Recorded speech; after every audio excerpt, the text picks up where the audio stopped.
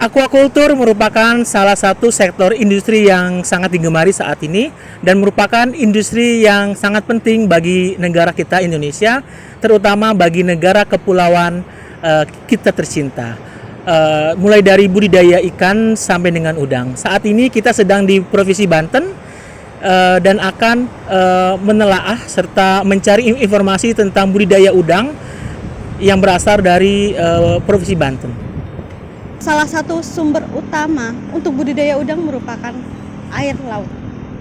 Air laut merupakan salah satu sumber daya hayati terbesar di Indonesia.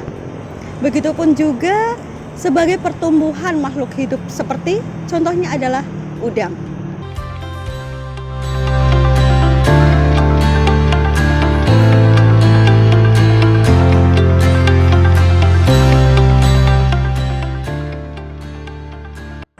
Halo, apa kabar para pembudidaya udang?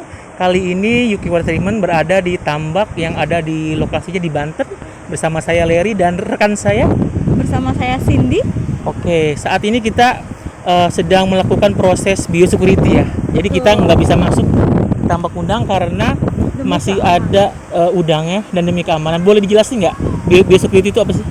Baik, biosecurity merupakan salah satu cara untuk meminimalisir terjadinya suatu ancaman terhadap udang, di mana udang ini merupakan salah satu hewan yang sensitif.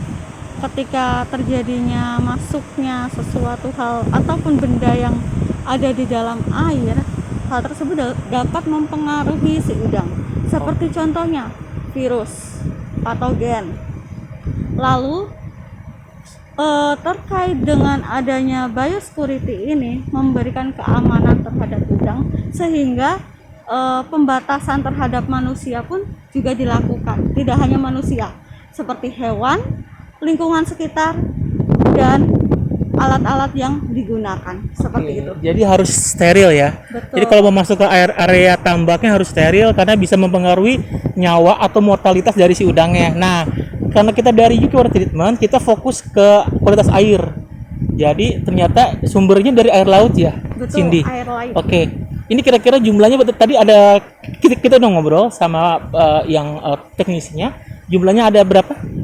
Jumlahnya ada 45 kolam dengan padat tebar yang berbeda. Oke. Kira-kira dia pakai sumbernya air laut ya. Betul. Prosesnya gimana itu?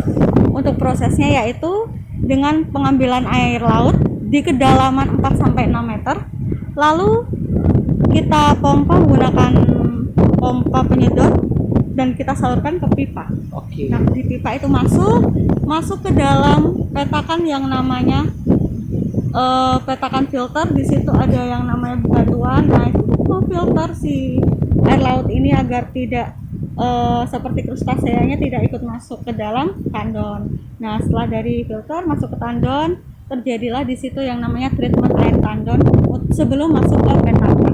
Oke. Untuk lebih lanjutnya mungkin nanti kita lihatkan ambience-nya seperti apa, dan di sini juga kelihatan menggunakan kincir gitu ya. Ya, kita menggunakan kincir. Oke, menggunakan kincir untuk fungsinya apa ya? Kincir itu tersebut untuk menambah DO pada kolam budidaya, lalu untuk memberikan sirkulasi terhadap air tempat sentralnya. Oke, siap. Baik, terima kasih teman-teman Yuki Water Treatment. Jumpa lagi di lain kesempatan.